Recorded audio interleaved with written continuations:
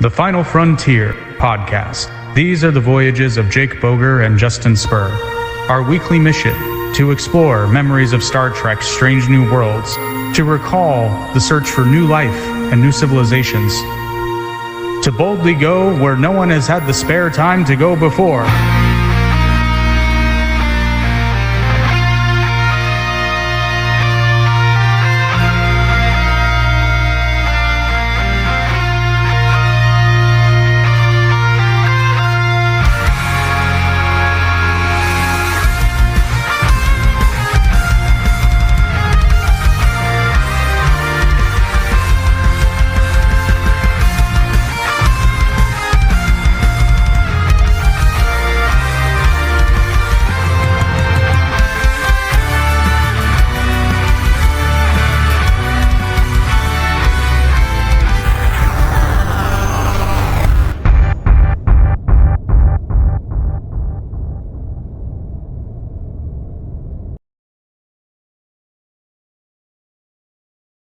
Anyway, speaking of American government. Speaking of American, yes, this is all about to be very relevant. Get ready. We're gonna make fun of Stephen Miller today. Oh, fantastic. I actually did say a couple of times when I was watching this, like, this seems like Matt Walsh's fever dream of what the United States should be.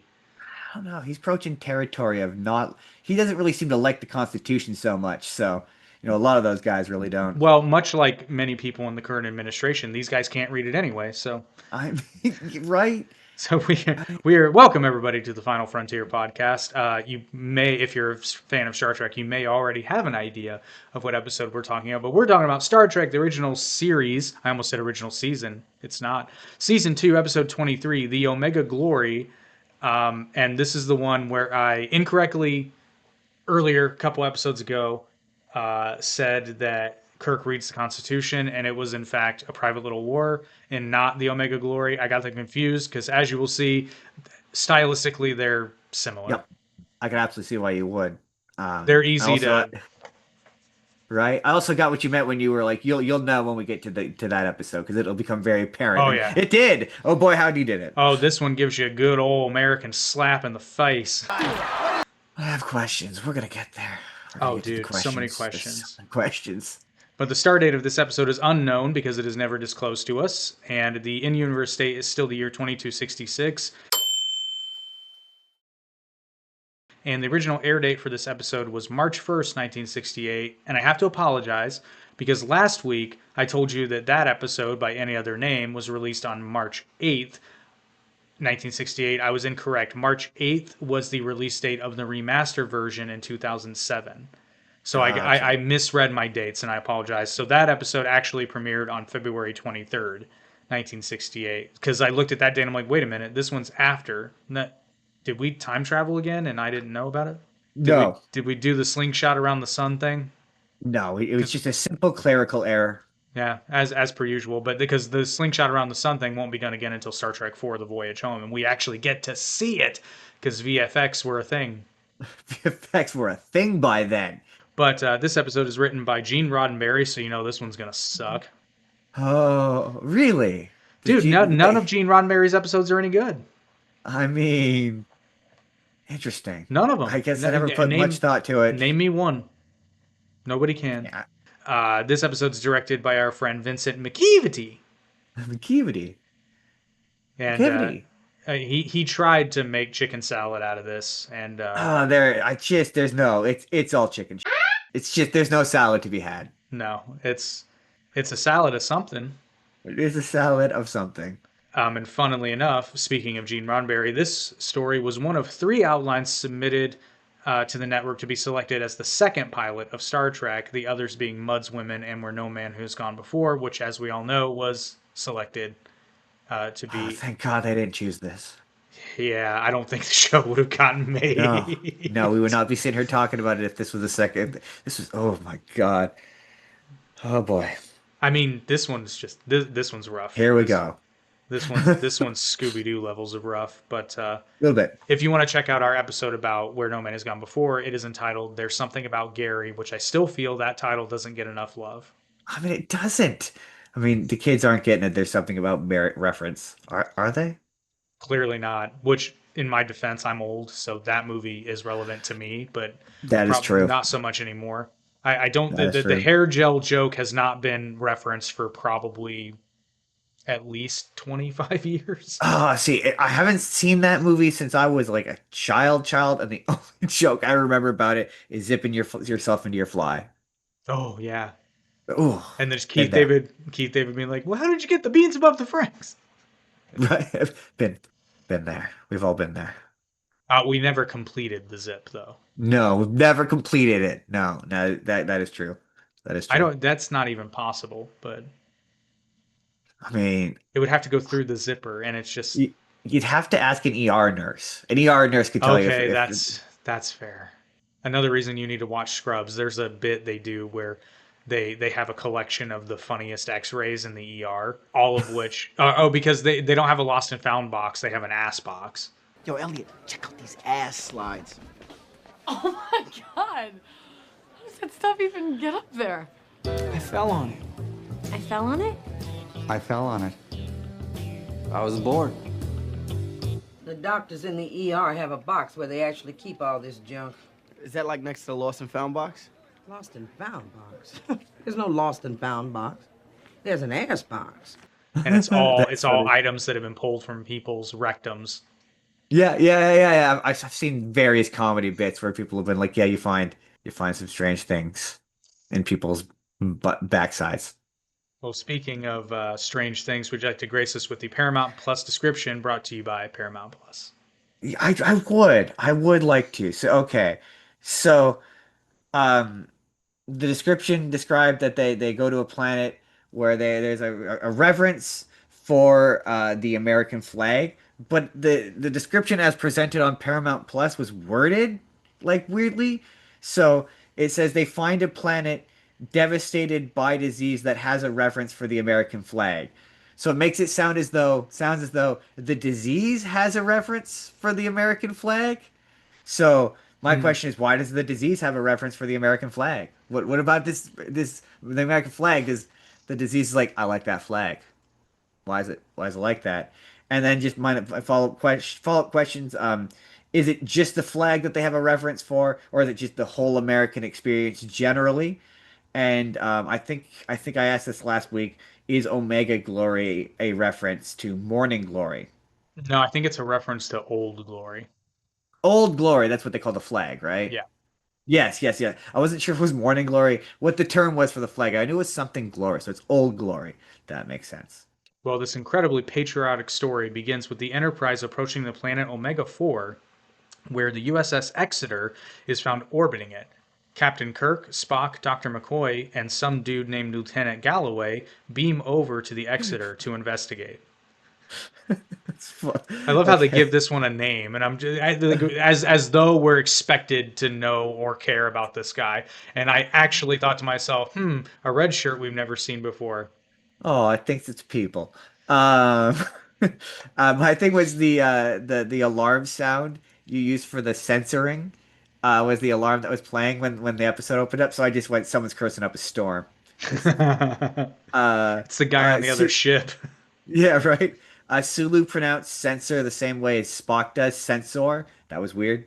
Yeah, then a similar note. Spock, Kirk, Bones, and some random guy. One of these things ain't like the others. One of these things is dead. Well, you see, because they don't know what's down on the planet, so they need a shield, as it were. As it were. Yeah, they need a, hey, bring me one of them meat shields. I mean security officers. And my note is that that looks an awful lot like the Enterprise engineering set.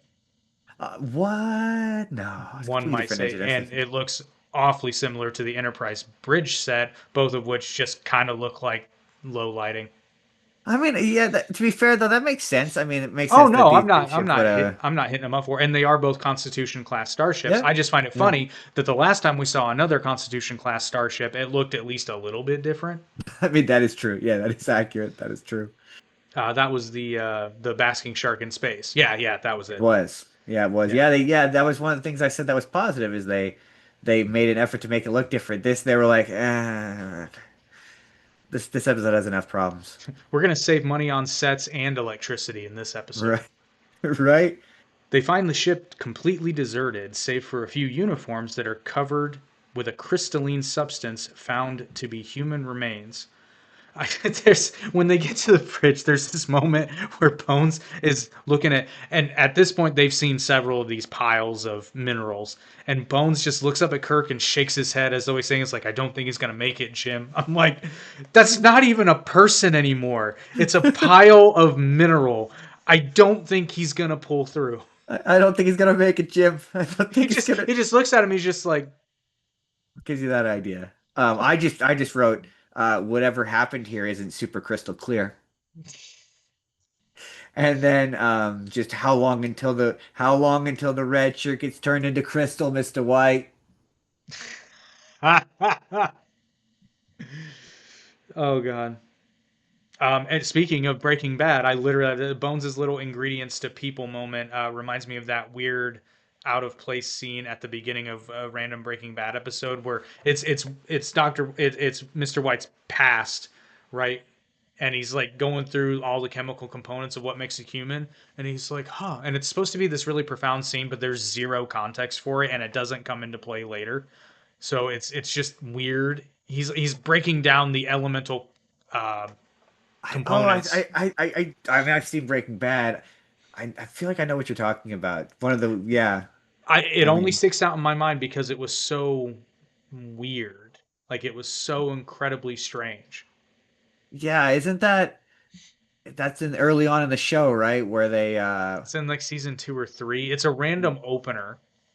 I do, yeah, that does sound vaguely. It's been a minute since I've seen Breaking Bad, but that does sound vaguely familiar. Yeah. And then also the percentage of water that makes up the human body fluctuates a bit depending on your gender and stage of life, but it's never 96%. The highest it ever is when we're babies, and that's 75%. You're a Huh. doctor, Bones. You should know this. I'm a doctor, not a biologist, Jim. I mean, so it feels like you should be. It's kind of one of It the kind of tenets of your feels job. like you should, yeah. And then Bones is like 96% water. I'm like, So that does that seems like high. does that cast doubt on every diagnosis he's given up until that point? It would for me. Like, wait. What percentage did you say? Well, because then it's like, remember episode 2, he's like, all the salt's been removed from their bodies. And I'm like, there's nothing there. There's Right? not that much salt. I mean, don't get me wrong, there's a lot of salt, but it doesn't, that's not a, there's too much salt, Bones. There's too much salt bones. Entirely too much salt. But, we've been talking about minerals a lot.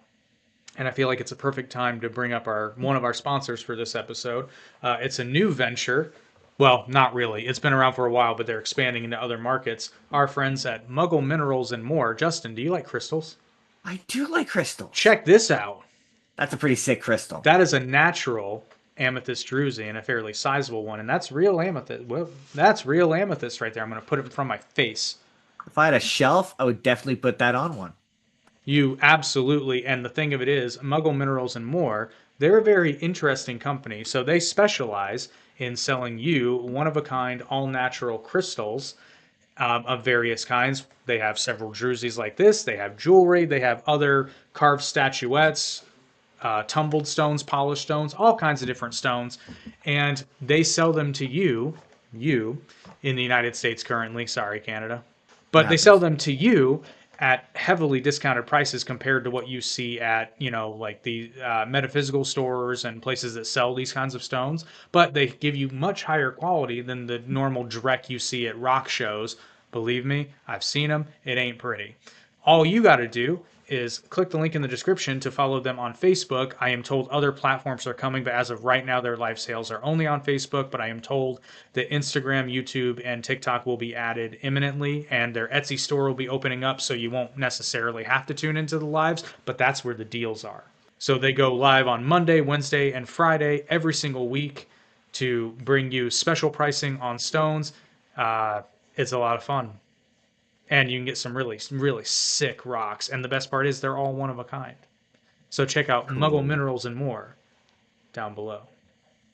The ship's logs reveal that the Exeter's crew died from an infectious disease that had been brought up from the planet. And the Enterprise's landing party is now infected and must beam down to the planet if they are to survive. Kirk's party beams down to the last coordinates stored in the Exeter's computer. There, they discover Exeter Captain Ron Tracy. And at that point, I was like, hey, isn't that the crazy doctor from Dagger of the Mind? Same actor. Oh yeah, totally is. I mean, my note about Ron Tracy is he's clearly not the best Ron. That is probably either Ron Swanson or Ron Stoppable. Ooh, I was going to say without a doubt Ron Swanson, but Ron Stoppable. You I mean, see, Ron here's the Swanson is thing. everyone's favorite libertarian, so. Lauren was supposed to do a paper on why government matters. This is what she wrote. It doesn't.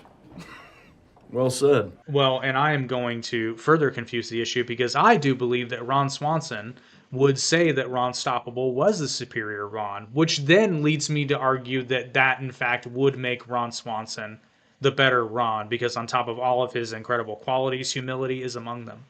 I like Ron. I mean, Ron Swanson is so cool that I don't even watch Parks and Rec, and I know who Ron Swanson is. That's true, and I feel like if you haven't at least seen a couple episodes of Kim Possible, you probably don't know who Ron Stoppable is. I'm just saying. Hey, all I'm saying is that show didn't have to. What would you call it when a show does something really cool? But like like it didn't have to bat 1,000, and yet they're like, yeah, we know we got this animated kids show that doesn't have to be serious at all. Yet we're gonna go into how to be a good person, just I mean, period, and show somebody getting rewarded for that by getting the girl, literally in this case. how do the kids put it? It goes harder than it needs to. 100%. And you may have noticed, Justin, the different symbol on the shirts of the I Exeter did crew. notice that was literally a question. Why is his emblem different? I will tell you. So the crew of the Exeter wear different insignia because the behind the scenes production mistake that happened was costume designer William Ware Thies, or Thies. I'm not sure how you pronounce that, sir. It's Theiss. So if it's German, it's Thies, and if it's Yiddish, it's Thies. I don't know. There's no way of knowing. Thysa, mistakenly believed that different Starfleet ships use different patches, so he created, which is not without precedent because different units in the U.S. military have different patches. Yeah. And The whatnot. there was the one episode where we went to that space station where they had different patches. And that might make sense because they're not on a star ship. It's even though later they all have the Starfleet Delta signal. But anyway, so he created a special emblem for the Exeter crew, and it wasn't noticed until after the episode had been filmed. And Gene Roddenberry later clarified that the Delta insignia worn by the Enterprise was intended to be the standard symbol for Starfleet starship personnel. Modern Trek lore, however, has retconned this to explain the odd insignia as temporary assignment patches. Interesting. Okay, that's So they interesting. may That have makes been on sense. a different kind of mission or departmental variations or pre-standardization designs. So today, the Exeter badge is generally treated as an in-universe historical oddity rather than proof that every ship had its own logo. Interesting. Interesting. Interesting. And they look like crap too. Not nearly as cool. I would have been mad. I, in the context of this episode, I like it because it makes him look. It's oddly sinister looking. This So is it true. adds to his air of sinisterness that we will talk about. Um, but yeah, for consistency, I don't like it. Tracy explains that he had been on the planet when the disease had ravaged his ship, stranding him there. He says that he discovered that remaining on the planet confers immunity to the disease. He then reveals that the villagers he is living with on the planet, known as the Combs, are at war with savages called Yangs. Have we still not learned our lesson about cultural contamination? We had literal Nazis last episode. I mean, this guy certainly hasn't. Okay. So going into I'm gonna up the names a bunch. The Calms. I didn't get a good look at their hats when they first showed up. So just my first note was Davy Crockett because they kind of looked like Davy Crockett hats. But then No. as they revealed themselves, it became fairly obvious. And this was not at all a clue to me, by the way, that they're wearing Russian hats. Yes, they are absolutely wearing Russian hats. It just makes me think of that that one comic where Batman has a funny Russian hat, and I always call him Funny Russian Hat Batman. Oh, Red Sun. Red Sun, yeah. The comic is better. The movie's pretty good, but yeah, the comic is better. Yeah. It's for years I was excited when that movie got made because I was like, oh, I finally get to see Funny Russian Hat Batman. And The yet criminally underrated version they of couldn't go Batman. they couldn't go full red Superman. They just couldn't commit to it. No. Yeah. He doesn't. He's too good. He just ends up being Superman in the movies. It's not quite as dark as the comic. Yeah, Just like I the mean the comic. comic's a little bit closer to Homelander territory, just commie. Yeah, pretty well. Yeah, pretty well. Yeah, I love that comic. It's such a good comic. After a gang attack, Spock investigates the field of battle and finds evidence that Tracy has been helping the Combs in violation of the Prime Directive. Lieutenant Galloway attempts to draw his phaser as Kirk confronts him over his actions and threatens to report him. Tracy coldly kills the injured lieutenant with a phaser set to maximum power. Oh, we Um, got to dust off that counter. We got a red shirt down, everybody.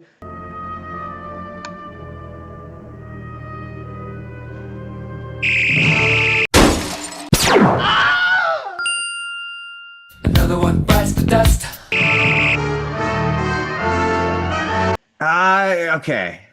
And they teased I mean, us first because he'd been stabbed, but he looked like he was gonna make it, and then to just get phaser, that's rubbing that was salt on the wound. cold. Just it was okay. The locals. We gotta talk about the locals. Okay. Ooh. Um. So, so he describes the savages as having white skin and the non-savages as having not white skin. Yep. Yikes and oh no. Oh, he actually Uh, at some point somebody says the word Oriental, and it actually gets worse. yeah, absolutely gets worse. And then several points in this, I didn't pick up on a lot of the cues that this thing was giving me. So just I had the non-savages don't seem super American; they seem more Asian coded to me, and I did not put that together with the Russian hats like at all. And then yes, oh no, who could have seen that red shirt injury coming except literally everybody? And then when he when uh Tracy, like the bad guy of the episode, shows up with the columns to kill our red shirt. I just have a note that's Mongolians. I mean combs. Get out of here, Mongolian. And then just this guy seems unhinged. He has the crazy eyes. Well, second time we've seen him with the crazy eyes. Where's the captain?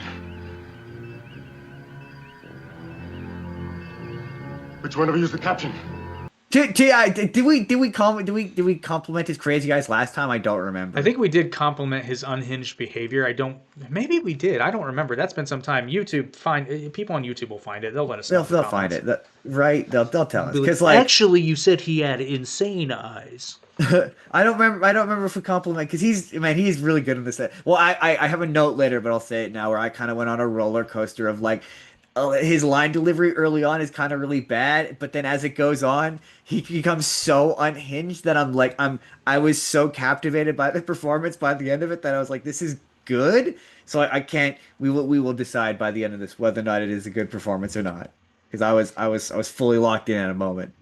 Kirk tries to contact the Enterprise, but is prevented by Tracy, who tries to justify his violation by revealing that the planet's natives are not only immune to the mysterious disease, but also have developed lifespans of over 1,000 years old. This is a plot point that kind of comes across a little weird, because I get it that it's there to establish his reasoning to want to stay, but it also kind of feels unnecessary because you could just believe that you can't leave the planet or you will die. Yeah, that does. Yeah, I have. We're gonna get to it. There's a lot of questions we will approach as we go through this. Have Kirk and the guy fought yet? Have we hit that yet? No, not the big one. They've tussled, but they have not had their big fight. Okay, because I just had a note that was like this guy out Kirk food Kirk. He did. Oh no, that fight, yeah, the first one they have, he absolutely out Kirk foos Kirk.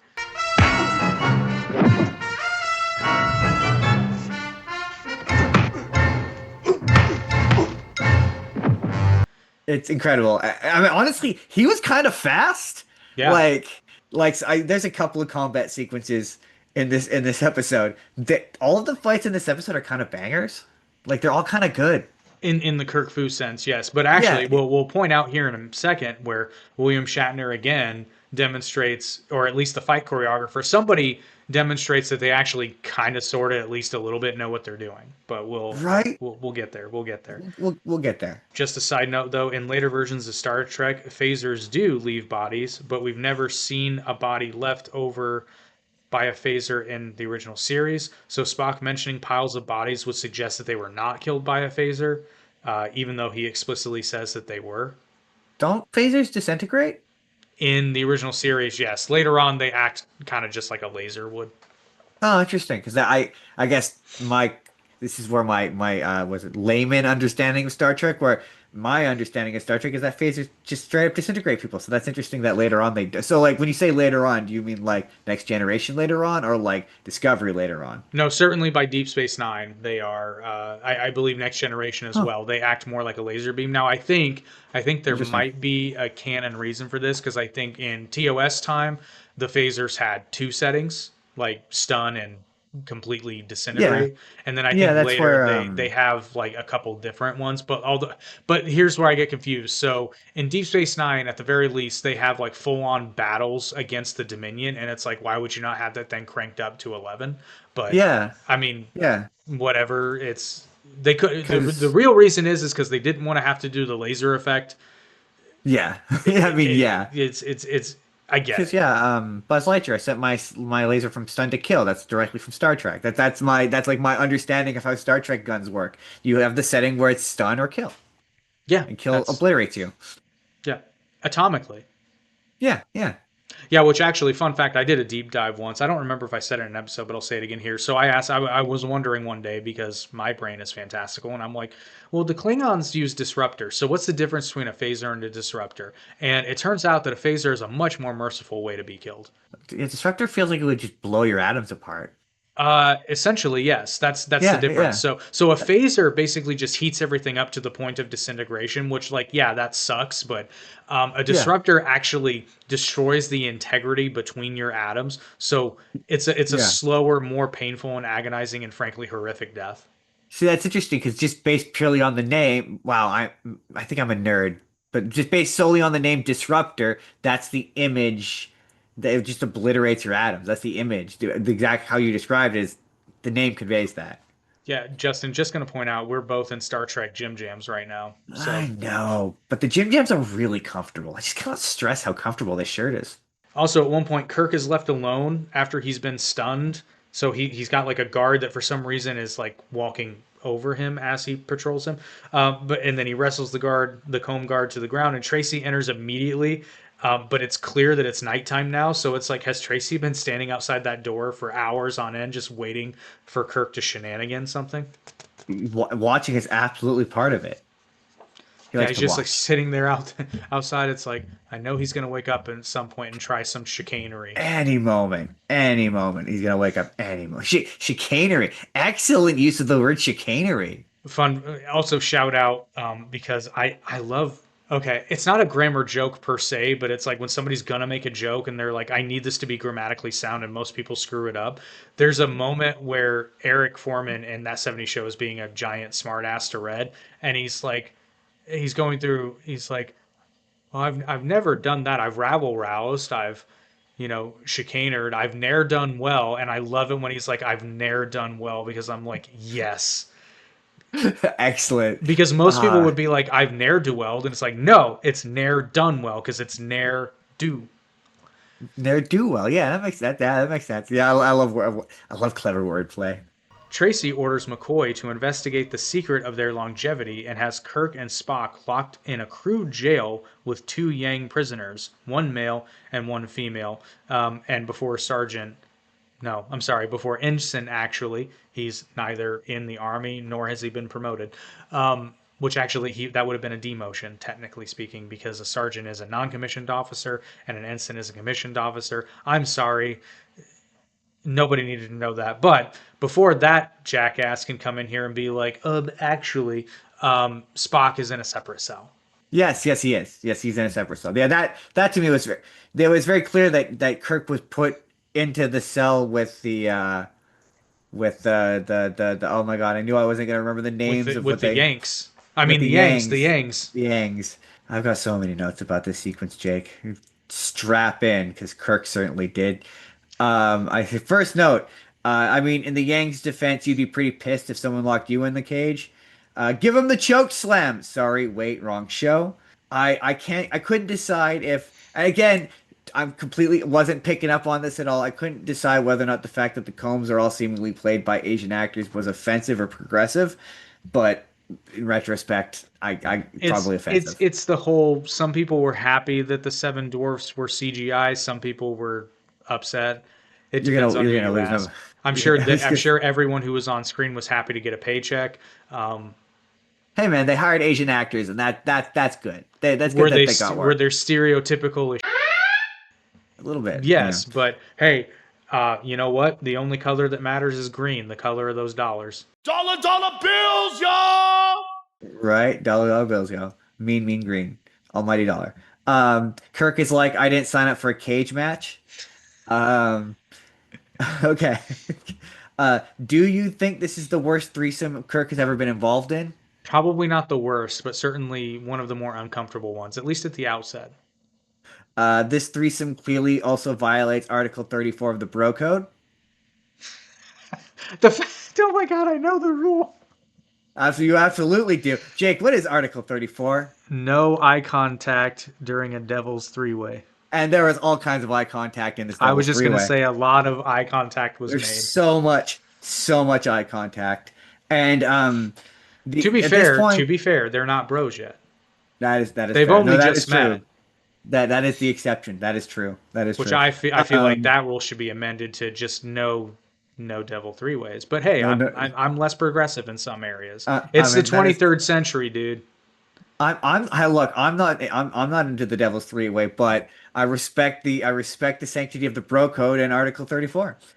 So my notes of this incredible sequence are: seems like Spock was being sarcastic when he's talking about the Yangs in the cell. Don't they have a rest? Not that I have observed, Captain. Of course, should they wish to do so, one could always rest while the other keeps you occupied. Thank you, Spock. That seemed a little sarcastic. You giving him sass, Spock? So I said, now is not the time for sassy Spock. Right? Is that lip you're giving me? The time for sassy Spock comes later when Spock finally decides to not be that guy, and we'll get there. Yeah, it's true. And I said, hey, Kirk's keeping them in a line. This is actually a sound tactic when fighting multiple opponents. It's true. I mean, the little movie does when I joked about, but the little movie does when he's up against the cage was that's kind of impressive. When Kirk is getting choked from the side, I instantly said, pluck an elbow, Kirk, pluck an elbow. Which he does not do. Because I'm sorry, Kirk is not winning a battle of strength with that man, but with proper technique, he could have absolutely won that fight.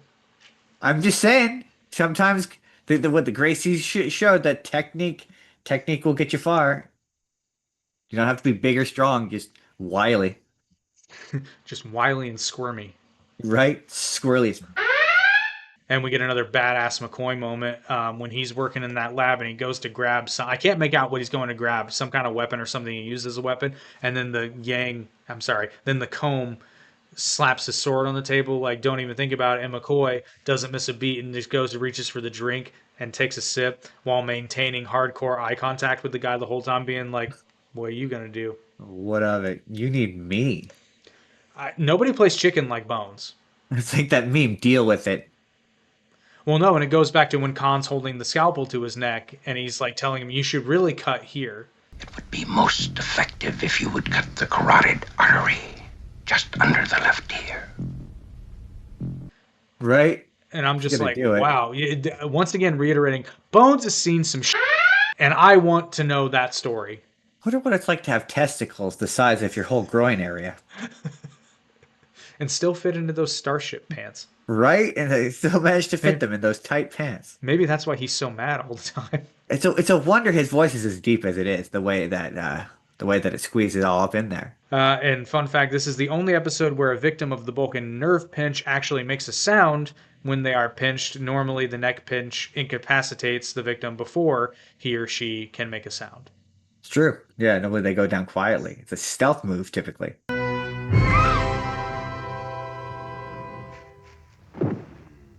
Kirk has the male Yang loosen the bars of the cell with him, but the untrusting Yang knocks Kirk out and escapes with the woman. When Kirk awakens, he and Spock make their own escape. And I think this is the point when Kirk says the Yellow Society, and I went, oh, Oh no. oh no. Oh no. Oh no, I Kirk. was What are like, you ooh, doing? oof. Yeah, no, that it's not the most. I don't know, man. Some problematic language gets used in this episode. It was 1968, but at the same time, it's like that feels so icky. But So then there's again, gonna but be. then again, I also made the joke that Bones clearly has yellow fever. But I mean, yeah. Thank you.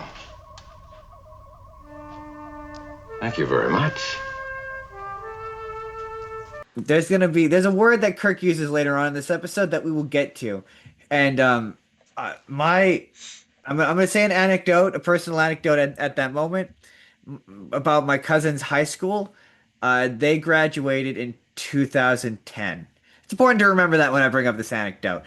We can continue on. That's gonna come back later. Just 2010. I think it was 2010. Yeah, something like that. Spock is reunited with McCoy and modifies some medical equipment, turning it into a makeshift communicator. But Tracy discovers this and destroys it. And before we continue with this story, Justin, it's time to tell our audience about the greatest of all streaming services, the Mountain of Entertainment, which, due to legal reasons, I have to disclose.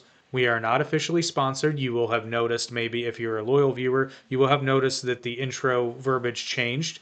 I have been advised to let everyone know, for legal reasons, that we are not officially sponsored by Paramount Plus. We are, however, an affiliate sponsor, which is why when you sign up for your free trial with Paramount Plus, 7 days free, by the way, if you use the link in our description, they do pay us a commission. So we ask you very politely, if you're going to sign up for Paramount Plus, use our link. Don't use the link to the what would be your right, which I think is your right, because that's YouTube's link, and they are officially sponsored. So Paramount gives them money regardless for that ad placement. So help some brothers out and sign up for your free trial. And trust me, though, you're going to want to keep it around because I honestly do maintain that this is the best streaming service on the market today when you look at the value and the price you pay. For content. I mean, it's Paramount's library. Yeah, yeah, yeah. Like, you can watch all of South Park, including South Park Bigger and Longer and Uncut, which is finally back on Paramount because whatever licensing deal they had, which makes sense now because South Park is all under Paramount's banner once again, as God intended, Yep, where it should have been in the first place. or at the very least Patrick Stewart. Right? Now they can, when they do those Paramount commercials, they can put Cartman there. Excellent, excellent. But yeah, there's a ton to check out on Paramount. Like I think I said this a couple weeks ago, I finally experienced Reacher, the movie, for the first time. The series is on Amazon, but the movie is a Paramount production, and I thoroughly enjoyed the movie. I thought I that like was that that was movie. great stuff because I see the clips of the fight scenes online all the time, so I'm like, I should probably watch this movie because I feel like I'm gonna like this. I've never seen the second. I don't think I've seen the second one. I've definitely seen the first one multiple times. Yeah, I love the bit where Jack Reacher beats up those guys in the bar, and he goes to punch him in the groin. He's like, "Really? Really? So good. Oh, it was fun. Love it, love it. It's a good time. It's a good time. But plus a lot of really great series, not least of which I tried because again, it's like I understand why these people tolerate people uploading clips onto TikTok because like there's a number of movies and shows that I have only watched because I keep seeing the same clips on TikTok and I'm like that looks really interesting. I started watching Lioness. Because I saw the bit where like the girl starts beating the crap out of her boyfriend, and then she joins the Marines. Huh? Interesting. And I'm like, No, yeah, this sounds interesting. that's happened to me a few times. Yeah, where I've only ever watched this show because I saw clips of it on TikTok. That's Yeah, why I've seen Future Man, which is not on Paramount Plus, but it's why I've seen that show. but it should be. It should be. But you can enjoy all that Paramount has to offer for a very low price. And like I said, 7 days free. Please use our link in the description so that we make a little money and keep our enterprise running because we don't have dilithium crystals. We just have dollars and cents. Yet. We don't have dilithium crystals. Yet. I'm telling you, once the food replicator becomes a thing. Yet. McCoy and Kirk try to explain to Tracy that they have discovered that the natives' longevity has nothing to do with their immunity to the disease, but Tracy's mind snaps, and he attempts to force Kirk to order more weapons to be sent down from the Enterprise.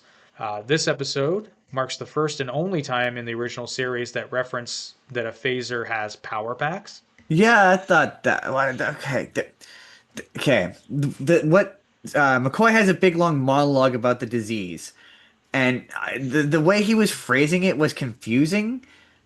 So I rewound what he said twice, It and doesn't I make think that sense. right what It he says doesn't doesn't make make. sense. Where it's like you soon as get a better cure from me prescribing you food and exercise. I'm like, but what does that have to do with them studying the? Because he's like they have a What whatever I microbiome think whatever. what he was getting at is okay. So there's something on the planet that gives you immunity to the virus almost immediately. Like after a few hours, you're good to Yeah, go. Tracy is mistakenly assuming that that same antibody is what causes their long life. Kind of, but not really. So what he thinks happened is that antibody came about after a long amount of time, but some people survived the virus anyway and adapted their longevity as sort of a response. as sort of an immune response to the disease, but not directly tied to the immuno agents that are on the planet's surface. So Bones is literally saying, like, this immunity thing won't do anything to extend your life. I can do more for you with diet and exercise. Which, Oh, okay, that makes yeah, sense. I think if I understood everything Yeah, that makes correctly, sense. That and the subsequent dialogue of him being like, yeah, the Bones says something about how it would be useless to later on. Does say some clarifying dialogue, so that does make sense. So them living a long time, he says that they just naturally live that long. So them living a long time and this antibody are unrelated. Like everyone now has this antibody by just being on the planet long enough. correct. Yeah. So That makes by sense now. virtue of that, like, and again, I was even kind of questioning Tracy's logic. It's like, well, I mean, how can you can't make a serum out of it, or at least like you guys wouldn't need it if the antibody was responsible for the longevity. Like your Right, right. exposure would do that Would presumably. do it. Right. In Right, that which makes case sense. you don't need to make a serum. You just need to again charge people money to go to the planet, and then they get the long life juice. Right, right, yeah. And then you already mentioned this, but note just says this man has gone completely insane, crazy eyes and all. This guy's gone mad with power. Oh, see, you don't watch The Simpsons. There's a great quote from The Simpsons where it's Albert Brooks, and he's like, "Have you ever gone mad? You guys, sir, you've gone mad with power." And he goes, "Have you ever gone mad without power? It's boring. Nobody listens to you." My question though is once again, why did Kirk hop and roll over the little half wall thing just to get up and keep on running? Feels like you could have covered more ground by just running. If it would it have looked as cool? Uh, that's assuming that it looked cool and not silly. Yeah, but Kirk thinks it looks cool. So in This is Kirk's true, and mind, which again, it's the whole why did he jump over the stump when he was chasing Finnegan? It took more time. he thinks it looks cool. Oh, I meant to put this earlier in my notes, but this is a moment to mention. Is have we discussed is Sulu above Scotty in the chain of command? Not technically speaking, but the real reason is because James Doohan wasn't in this episode. But I could imagine that sometimes Scotty is needed in engineering more pressingly. Fair enough. Or hey man, maybe this is Scotty's day off. This is true. Maybe it is Scotty's day off. Scotty's taking a day off. He's chosen this day to go get drunk. That's what Scotty likes to do. Space fishing. Space fishing. Taking a day off for space fishing. And then I just have a note that, oh, I think Tracy wants to bury the hatchet directly into Kirk's back. Oh, that's good. That's a me joke. That's a joke I would come up with. That's good. Which, I like okay. that. And I'm going to stop instant actually here. I know it's not a hatchet, but bury. I guess people do bury the axe too, don't they? I guess my follow-up to that would be, would you say he wanted to ask him a few questions? At least one. At least Probably more. one. During the struggle between the two, Yang warriors arrive and carry everyone back to their village. It turns out that their leader is Kirk's former cellmate, known as Cloud William. During a ceremony to celebrate the Yang's victory over the Combs, Kirk and Spock, discussing the Yang culture, connect the names Yang and Comb with Yankee and Communist. Spock Call him then Mr. Fantastic, 'cause that's a heck of a stretch. that's Armstrong level. I was sitting there and Right? I'm like, I even knew this was coming, and even I'm over there like, really, really, Right? Could call it the really. Ghostly Trio, because man, that stretch. Oh, Casper reference. I love it. Spock then conjectures that the history of Omega 4 had closely paralleled that of Earth until the former was devastated by a biological war that Earth had avoided. This hypothesis is confirmed when William produces a very old American flag, along with ancient documents from which he recites the Pledge of Allegiance in a garbled accent. The Yangs are shocked when Kirk chimes in to recite the end of the pledge.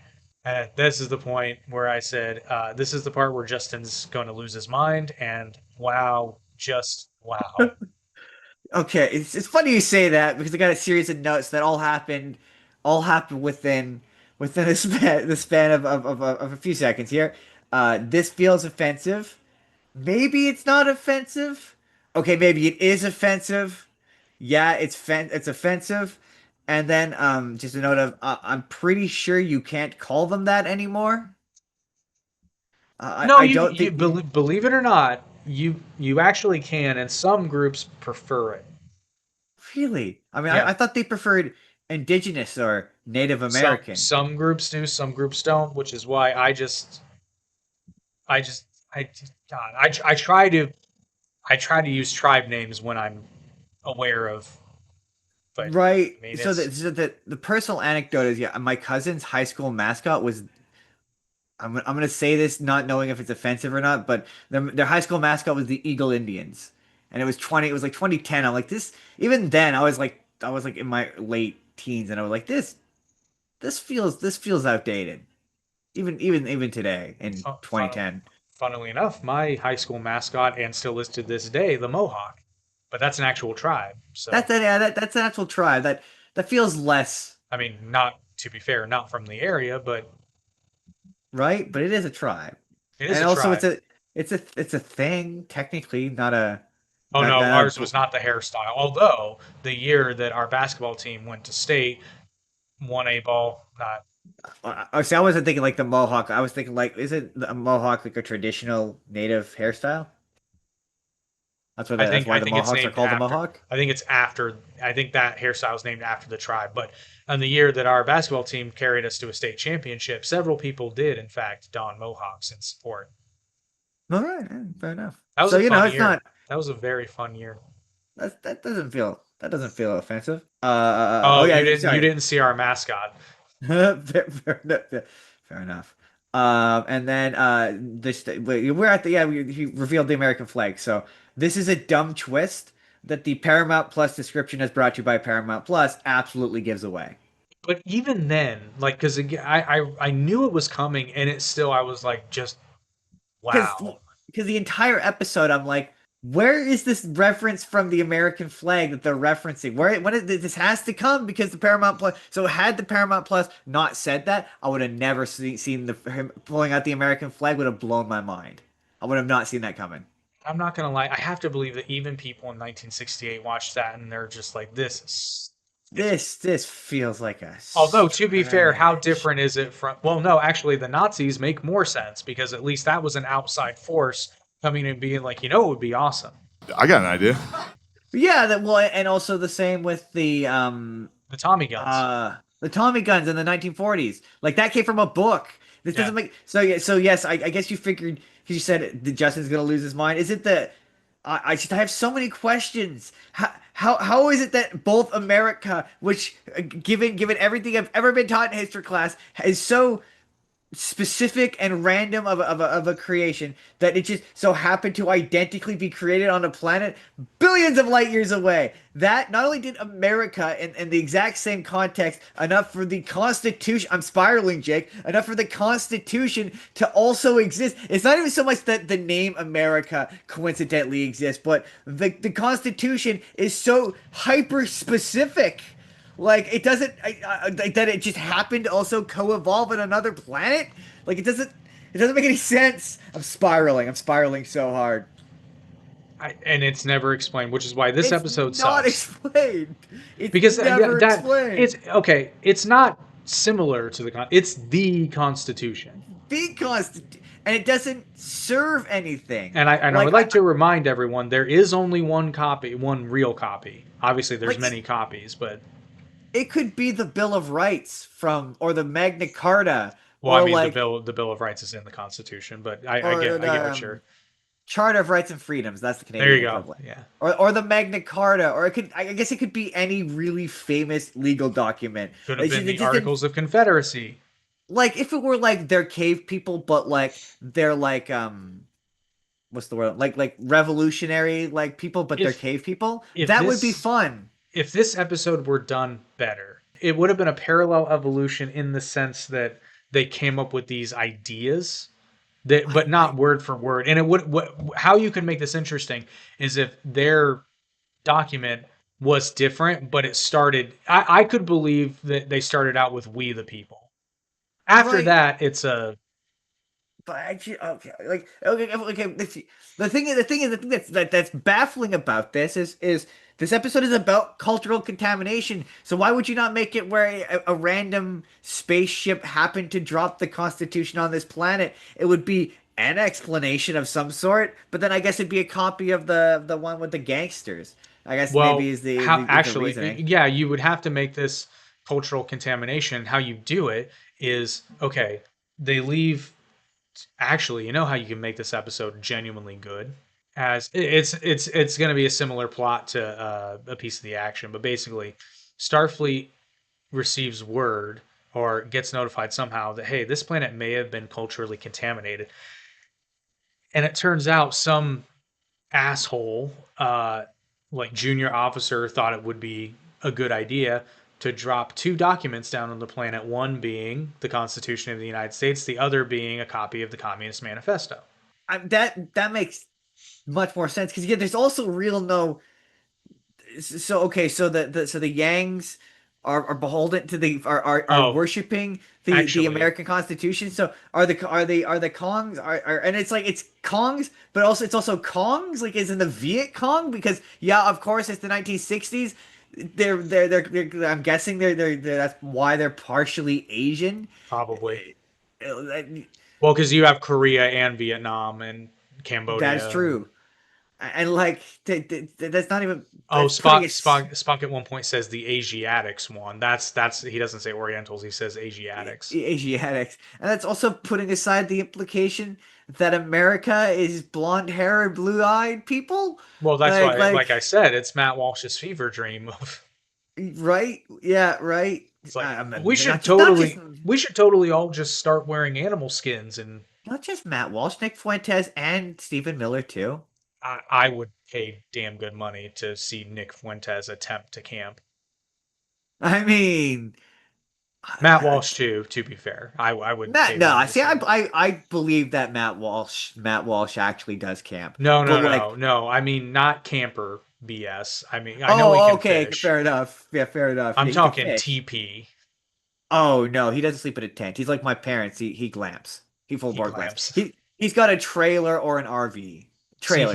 he wears Carhartt. Ironically, Yeah, yeah, absolutely. He there's no way he doesn't have a trailer that he pulls in a pickup truck. He drives a pickup truck that he doesn't get dirty. But yes, also the uncomfy implications of both of the sides of this conflict. It's a little strange that it wants to be like the communists when it doesn't really seem to involve Russia at all. That was peculiar. That was very strange. Tracy, in an attempt to save his own life, denounces Kirk and Spock, claiming that they have been cast out of heaven, and points to Spock's similar appearance to the devil as proof, and says it can be proven further because Spock has no heart. And this is the moment where I'm like, Spock's going to choose now to not be the actually guy, because this could have Right? been easily remedied by being like, hey, I do have a heart, it's just not right here. It's actually behind my knee, Right? or wherever it is. It's in this location that I don't actually know where it is. Which theoretically, though, wouldn't they still hear like a faint pulse? Because I mean, he does have a heart. Yeah, he does have a heart. I mean, yeah. I mean, no, you wouldn't hear a pulse, but you would certainly Oh, because yeah, like that's true. I can't hear a person's pulse when I'm standing next to them unless I use a. Well, the guy puts his ear up to. Yeah, that's true. That's true. Oh yeah, you're right. Yeah, maybe. I mean, certainly he would hear if assuming that blood flows through his chest, he would hear like he would feel blood flow. Yeah, I mean, checking a pulse is not particularly hard. No. Well, again, assuming his pulse point where it's the same, but you would still feel the act of like putting your All chest up Spock to needs it, to do is, hey, put your ear over here, big guy. right? Put your ear on my hip, boy. Cloud William asks Kirk to prove himself by completing the sacred words from another document. Because of the accent, which okay, it's not an accent. Like it's a weird. It doesn't make sense. He's speaking gibberish. That's the thing. He's speaking gibberish. Kirk doesn't understand the words and instead suggests a trial by combat between himself and Tracy, and they're gonna settle it with a strap match. It's full blown America now. I lo- I Cue Dusty enjoy. Rhodes music. American dream. He's just a common man, working hard with his hands. He's just a common man, working hard for the man.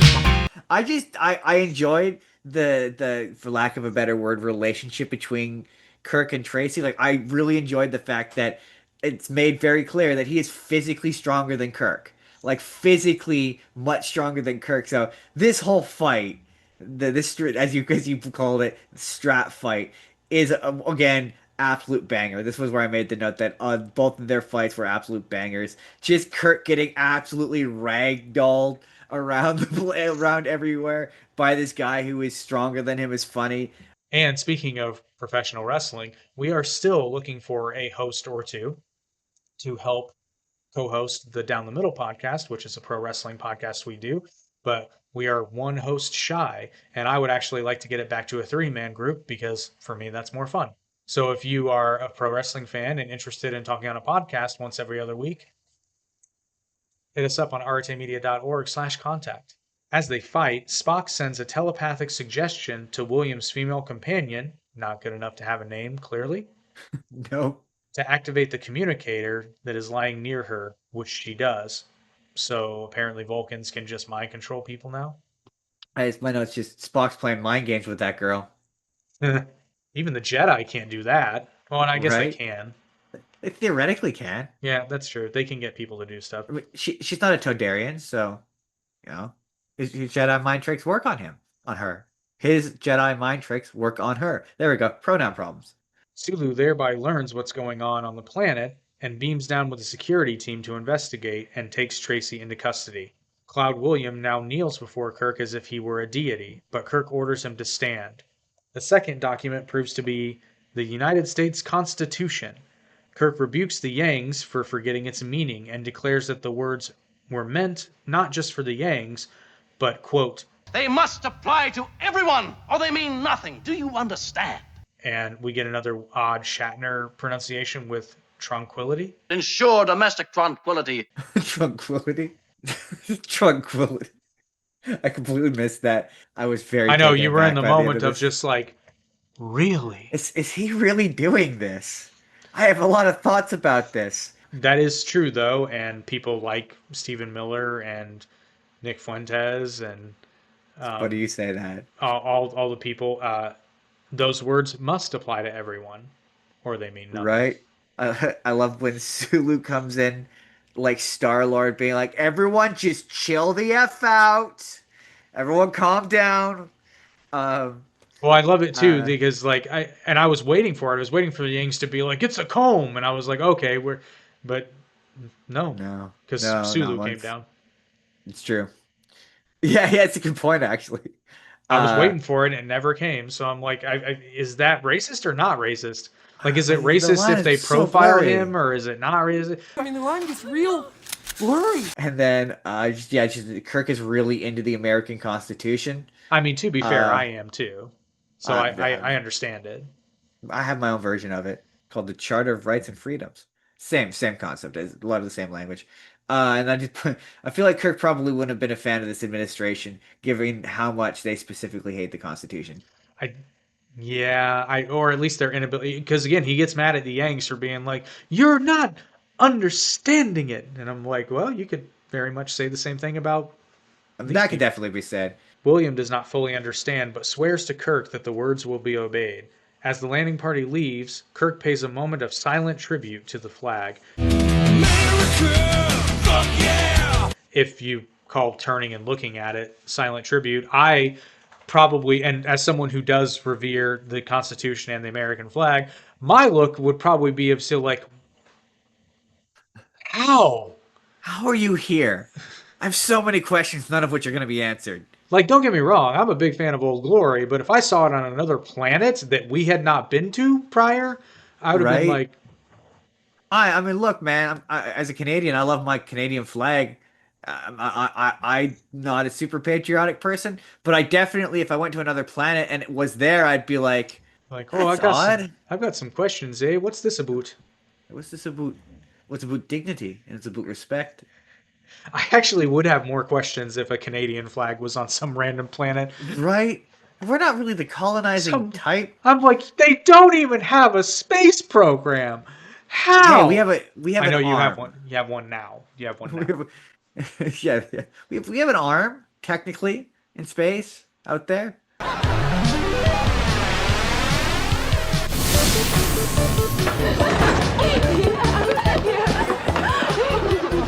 Great job using long division to catch that space burglar, eh? Well, what can I say? He'll be in galactic jail for the remainder of his life. Sparkles, glitter, we're about to enter an asteroid belt, eh? Brace for turbulence! Retrospective reviews of this episode rank it among the worst episodes of the original series, and I can say it's not the worst, but I think it might be our runner-up. God, I think at this point we're gonna have to do a top 10 worst episodes. We're gonna Bottom, yeah, like a bottom 10. bottom 10 worst episodes. Spock has a little bit of dialogue here where he basically is like, Spock is like, "Did we interfere?" And Kirk is like, "We interfered, all right, but we interfered for Merica." Which is how you interfere. Which is like, I mean, if anyone is gonna interfere, it's gonna be America. Well, I mean, at the end of the day, the Combs just really wanted freedom and didn't know it yet. If anyone's gonna cause you to get bent over and rammed up the patootie at the gas pump, it's gonna be America. Hey, to be fair, it's not like America wanted to get involved in either world war. They just touched our boats. This is true. And sent a really, really questionable telegram that one time. I mean, they didn't want to be involved until Germany came over and knocked over their blocks. Yeah, and then we were like, Man, don't make us come over there. don't make us. Don't make me get involved. Just my last note. NBC announced that Star Trek would be renewed for a third season during the closing credits of this episode on March 1st, 1968. In the announcement, they also wrote, "Please do not send any more letters," responding to the vast amount of mail that they had received. That's funny.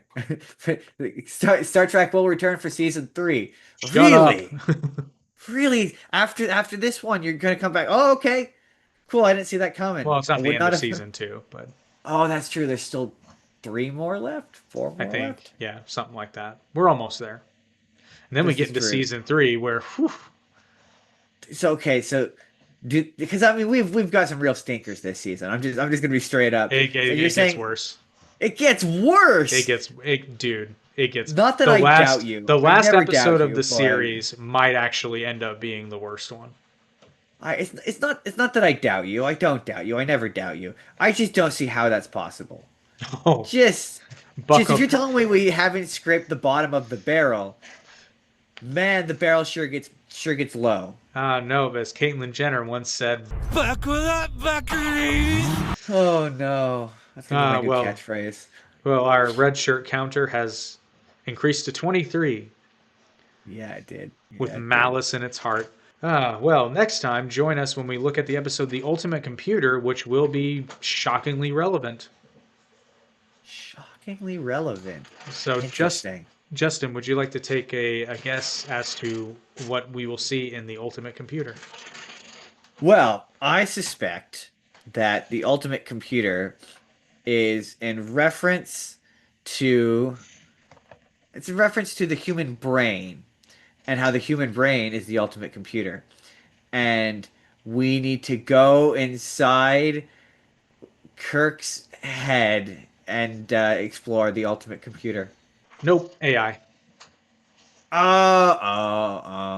That makes sense. That is relevant. That could not It's be more relevant. it's happening. But join us next week when we watch The Ultimate Computer and parallel it to ChatGPT, because I that's gonna happen. AI is coming. Whether you like it or not, it's coming. You can't fight it. It's here. Well, join us next week. But until then, watch long and prosper. Like, share, and subscribe. Check out Paramount Plus. Amen.